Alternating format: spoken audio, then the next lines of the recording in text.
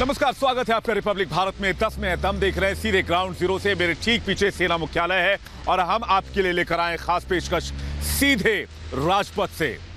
भारत में आज रूसी राष्ट्रपति पुतिन मौजूद थे। पुतिन और प्रधानमंत्री के बीच मुलाकात हुई तो क्या बात हुई। दो महाबलियों के मिलने से एशिया, अमेरिका, रूस, चीन और पाकिस्तान, क्या क्या असर होगा इन इलाकों में। इसके साथ ही बातचीत करेंगे कि रूस ने भारत को क्या तोहफे दिए हैं, किस तरह के रक्षा समझौते भारत और रूस के बीच हुए हैं और इन रक्षा समझौतों से चीन और पाकिस्तान को कैसे तगड़ा झटका लगा है। कौन कौन से नए हथियार भारत आ रहे हैं, उन हथियारों की खासियत क्या है, यह भी आपको बताएंगे। इसके साथ ही बातचीत होगी उत्तर प्रदेश की सियासत की, जहां योगी आदित्यनाथ धीरे धीरे अपने तेवरों को तल्ख करते जा रहे हैं और अखिलेश यादव पर प्रहार को और ज्यादा बढ़ाते जा रहे हैं। लेकिन चलिए सबसे पहले आज शुरुआत करेंगे रूसी राष्ट्रपति के भारत दौरे की खबर से। रूसी राष्ट्रपति पुतिन भारत पहुंचे और आज हैदराबाद हाउस में प्रधानमंत्री नरेंद्र मोदी और रूसी राष्ट्रपति की मुलाकात हुई। दोनों की मुलाकात बहुत गर्मजोशी के साथ हुई, माहौल बहुत अच्छा था और यहां तक कि इस मुलाकात को पाकिस्तान और चीन में भी मॉनिटर किया जा रहा था, ऐसी भी खबरें हमें मिली है। लेकिन मोदी और पुतिन की मुलाकात से कैसे भारत को फायदा होगा और भारत के दुश्मनों में क्यों खलबली मची है, सबसे पहले आपको यह रिपोर्ट दिखाते हैं।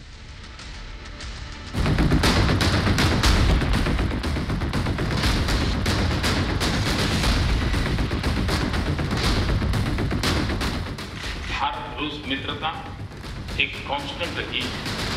दोनों देशों ने न सिर्फ एक दूसरे के साथ मिशन को सहयोग किया, एक दूसरे की सेंसिटिविटीज का भी विशेष काम किया।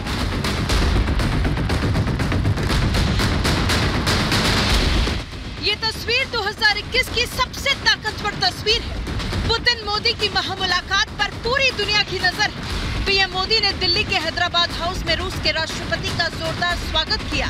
इस दौरान दोनों नेताओं की जबरदस्त केमिस्ट्री देखने को मिली। इस मौके पर पीएम मोदी ने कहा कि भारत और रूस के द्विपक्षीय संबंध हमेशा से मजबूत रहे हैं। सामरिक भागीदारी में कोई बदलाव नहीं आया। कोविड के खिलाफ लड़ाई में हम दोनों देश साथ। स्वागत करता हूं, आपके डेलीगेशन का स्वागत करता हूं। मैं जानता हूं कि पिछले 2 वर्ष में कोरोना कालखंड में ये आपका दूसरी विदेश यात्रा है और भारत ने आपने जिस प्रकार से भारत के प्रति आपका लगाव है, इसका ये आपकी जो निजी प्रतिबद्धता है उसका ये एक प्रकार से प्रतीक है। और भारत रशिया संबंधों का कितना महत्व है वो इससे साफ होता है और इसके लिए मैं आपका बहुत आभारी हूँ। कोविड की चुनौतियों के बावजूद भारत और रूस के संबंधों की रफ्तार में कोई बदलाव नहीं आया है। हमारी special and privilege strategic partnership निरंतर मजबूत होती गई। पीएम मोदी के स्वागत से खुश रूस के राष्ट्रपति पुतिन ने कहा कि भारत आकर मैं खुश हूँ। पुतिन ने कहा भारत एक महाशक्ति है, भारत हमारा सबसे विश्वसनीय दोस्त है, ड्रग्स के खिलाफ हम मजबूती से खड़े हैं। पुतिन ने कहा दोनों देशों के बीच साझा सैन्य अभ्यास जारी रहेगा, आर्थिक रिश्तों को और ज्यादा मजबूत किया जाएगा। पुतिन मोदी की महामुलाकात पर जहां पूरी दुनिया की नजर है, वहीं ड्रैगन और पाकिस्तान को महाशक्तियों की मुलाकात से डर लगने लगा है। मिसाइल डिफेंस सिस्टम S-400 की डील पहले ही हो चुकी है। S-400 के पार्ट्स भी भारत आने शुरू हो गए हैं। भारत के लिए बड़ी बात यह है कि रूस ने S-500 भी भारत को देने की पेशकश की है। इस पेशकश से चीन और पाकिस्तान की टेंशन बढ़ गई है।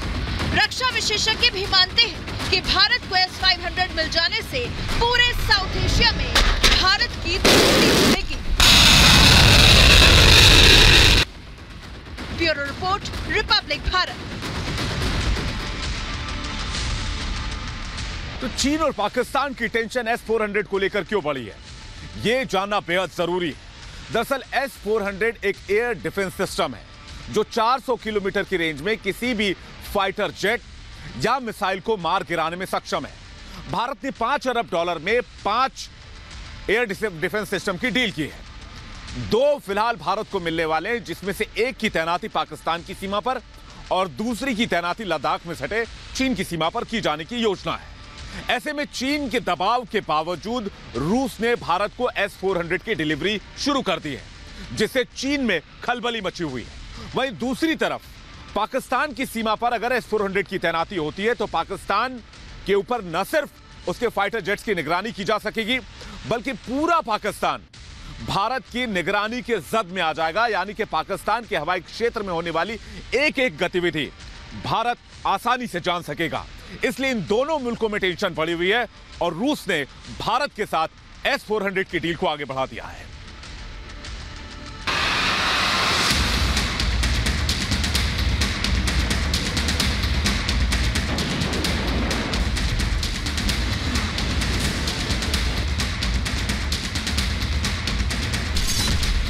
मुलाकात ने बढ़ाई चीन पाकिस्तान की धड़कन।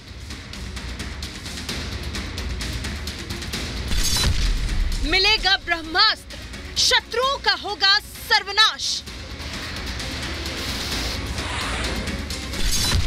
दिल्ली में मुलाकात, इस्लामाबाद में खलबली। पुतिन के दौरे ने नियाजी खान को किस कदर खौफजदा कर दिया है, ये तस्वीरें उसकी गवाह हैं। जहां एक तरफ दिल्ली में पुतिन और मोदी की मुलाकात चल रही थी, तो वहीं दूसरी तरफ इस्लामाबाद में खलबली मची हुई थी। पुतिन मोदी की मुलाकात से इमरान खान इतने डर गए कि आपातकालीन मीटिंग बुला ली, जिसमें इमरान के तमाम सिपाही सालार के साथ सेना अध्यक्ष बाजवा भी शामिल हुए। दरअसल इस्लामाबाद में मची खलबली की वजह भारत को मिलने जा रही वो नई ताकत है, जिसके होने का मतलब है दुश्मन की हर चाल नाकाम।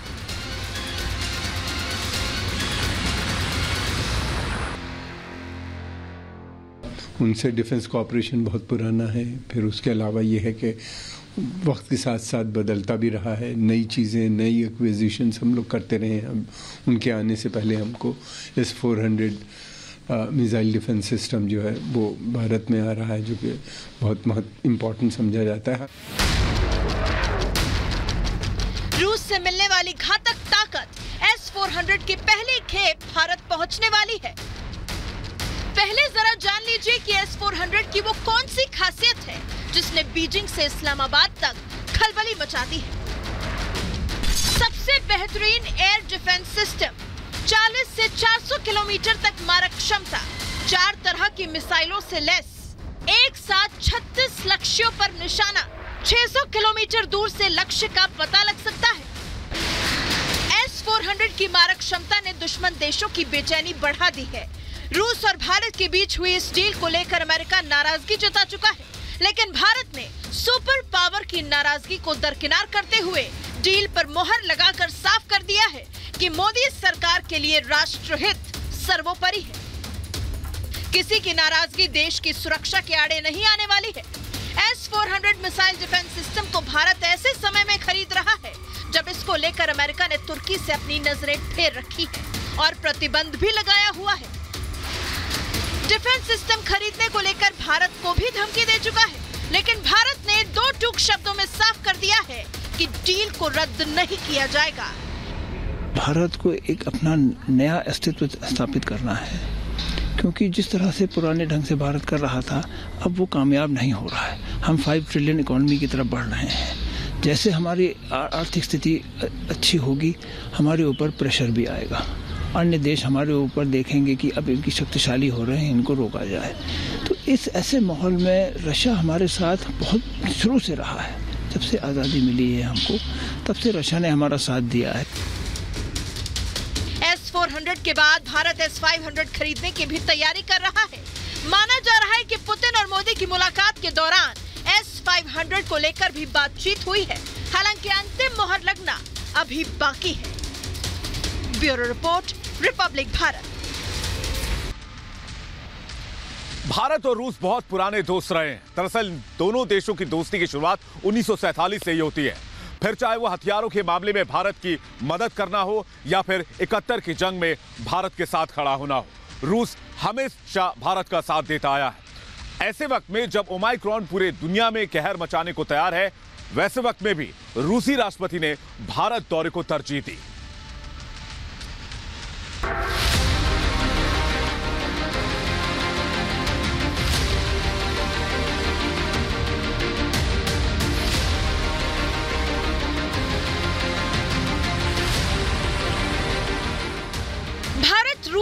दोस्ती बहुत ही पुरानी है। इन दो देशों का याराना कितना मजबूत है, इसका अंदाजा आप इसी से लगा सकते हैं कि पूरी दुनिया में ओमाइक्रोन की दस्तक के बाद सभी देशों के राष्ट्राध्यक्ष जहां अपने अपने देशों में डटे हुए हैं, वहीं पुतिन वादा निभाने के लिए भारत पहुंच गए। इस दोस्ती की नींव 21 दिसंबर 1947 को पड़ी थी। तब से अब तक कई बार दुनिया में भारी उथल-पुथल मची, लेकिन भारत और रूस के रिश्ते कभी नहीं बिगड़े। अब आपको बताते हैं कि कैसे हर बड़ी जरूरत के वक्त रूस ने दोस्ती का फर्ज निभाया है। 1966 में स्टील प्लांट लगाने के लिए रूस ने भारत की मदद की। तब प्रधानमंत्री इंदिरा गांधी ने बोकारो स्टील प्लांट की आधारशिला रखी। 1971 के भारत पाक युद्ध के समय रूस ने आधी दुनिया से बैर लेते हुए भारत की मदद की। America, UK, France, UAE, Turkey, Indonesia, चीन, पाकिस्तान के समर्थन में खड़े हो गए, लेकिन रूस ने समुद्री रास्ता रोककर अमेरिका, ब्रिटेन समेत दूसरे देशों के पोत को भारत पर हमला करने से रोक दिया। रूस ने 1975 में पहले उपग्रह आर्यभट्ट के प्रक्षेपण में मदद की। 1984 में राकेश शर्मा के अंतरिक्ष यात्रा में भी रूस ने मदद की। 2021 में कश्मीर मामले पर रूस ने संयुक्त राष्ट्र में भारत के पक्ष में आवाज उठाई। भारत को मजबूती देने के लिए अब रूस भारत को S-400 मिसाइल डिफेंस सिस्टम दे रहा है। आज भी भारत और रूस के बीच कई रक्षा सौदों पर समझौता हुआ। इस मौके पर राजनाथ सिंह ने कहा कि दोनों देशों की साझेदारी में रक्षा सहयोग बहुत अहम है। भारत और रूस की साझेदारी से शांति और स्थिरता की उम्मीद है। 1947 से लेकर आज तक रूस ने हमेशा भारत की मदद की है। 2021 में भी पीएम मोदी और राष्ट्रपति पुतिन दोस्ती के रिश्ते को नया आयाम देने में जुट गए हैं। Bureau report, Republic Bharat. तो ये तो बात रही मोदी और पुतिन की दोस्ती की, लेकिन अब बात करते हैं योगी आदित्यनाथ और अखिलेश यादव के बीच वार पलटवार की। उत्तर प्रदेश में चुनाव करीब है तो सियासत अपने चरम पर है। आज योगी आदित्यनाथ ने अपने तेवर और तल्ख कर लिए और कहा कि विपक्ष जो वैक्सीन को बीजेपी का वैक्सीन बता रही थी, उस वैक्सीन को तो अब अब्बा जान ने भी ले लिया है।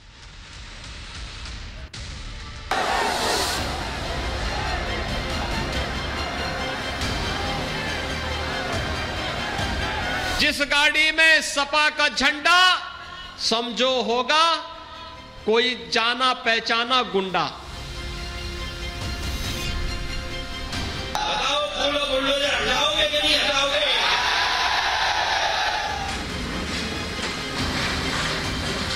आज जब बुलडोजर चलता है तो भाइयों बहनों सबसे ज्यादा पीड़ा होती है समाजवादी पार्टी को और कांग्रेस को।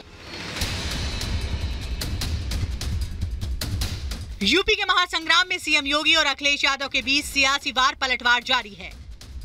योगी ने आजमगढ़ में जनसभा को संबोधित करते हुए समाजवादी पार्टी पर जोरदार प्रहार किया। योगी ने कहा, समाजवादी पार्टी के लिए बोला जाता है कि जिस गाड़ी में पार्टी का झंडा उसमें होगा गुंडा। समाजवादी पार्टी की सरकार के समय तो अराजकता ही उसका पर्याय हो गया था। देश के अंदर एक नारा चल पड़ा था, जिस गाड़ी में सपा का झंडा समझो होगा कोई जाना पहचाना गुंडा। योगी ने अपने तर्कश से अखिलेश पर आरोपों के कई तीर छोड़े। योगी ने कहा कि उनके राज में गुंडों ने लोगों की संपत्ति हड़प ली थी। अब बुलडोजर चल रहा है तो सबसे ज्यादा दर्द समाजवादी पार्टी को ही हो रहा है। 1900 करोड़ रुपए की संपत्ति हमने जब्त कर ली है। लगभग इतने ही संपत्ति को जो अवैध तरीके से इन्होंने इमारतें बनाई थी, हमें लगा कि नहीं यह अवैध है, सार्वजनिक संपत्ति पर बना है, वहां पर बुलडोजर चलाने का काम भी किया गया है। और आज जब बुलडोजर चलता है तो भाइयों बहनों सबसे ज्यादा पीड़ा होती है समाजवादी पार्टी को और कांग्रेस को। सड़कों पर खेतों में केवल बुल दिखाई दे रहे हैं, बुल। ये जो बुलडोजर वाले हैं इनका बुल दिखाई दे रहा है खेत में। रात रात जगना पड़ रहा हमारे किसानों को। बताओ बुलडोजर हटाओगे कि नहीं हटाओगे? सीएम योगी ने परिवारवाद पर वार करते हुए कहा कि इनको केवल अपने कुनबे के विकास की चिंता रहती है। मेरे लिए पूरा प्रदेश ही मेरा परिवार है। हमारे लिए प्रदेश की 25 करोड़ की जनता ही परिवार है। परिवार की इस परिभाषा को अगर अखिलेश यादव समझे होते तो संभवतः मुझ पे परिवार की चर्चा करने की या परिवार न होने की मेरे पर किसी प्रकार का कोई आक्षेप नहीं करते। उनको मालूम होना चाहिए कि मेरे लिए तो 25 करोड़ की प्रदेश की जनता ही परिवार है मेरा। समाजवादी लोग इसलिए मदद कर रहे हैं कि समाजवादी लोग हम लोग परिवार वाले लोग हैं। परिवार वाले लोग हैं वो जो जिनके परिवार नहीं है, वो परिवार वालों का दुख नहीं समझ सकते, उनकी परेशानी नहीं समझ सकते। सीएम योगी ने वैक्सीन को लेकर भी अखिलेश पर तंज कसा। कहा अब्बाजान ने वैक्सीन लगवा ली है, अब आप भी लगवा लीजिए। वह वैक्सीन उन्होंने उसका विरोध किया था, कहा था कि ये वैक्सीन तो मोदी वैक्सीन है, ये वैक्सीन बीजेपी की वैक्सीन है। आप में से कितने लोगों ने वैक्सीन लगाया है? ये मोदी वैक्सीन आपने भी लगाया है ना? ये भाजपा का वैक्सीन भी आपने लगाया है ना? तो उनसे भी पूछो कि अब्बा जान भी लगा चुके हैं, अब तो लगा ही लो। 2022 के जंग से पहले यूपी में जुबानी जंग जारी है। सीएम योगी समाजवादी पार्टी के माफिया प्रेम पर सवाल उठा रहे हैं तो अखिलेश यादव भी वार पर पलटवार कर रहे हैं। यूपी में मुख्य मुकाबला योगी और अखिलेश के बीच ही माना जा रहा है। ऐसे में चुनाव नजदीक आते आते ये जुबानी जंग और तीखी हो सकती है। Bureau report, Republic Bharat.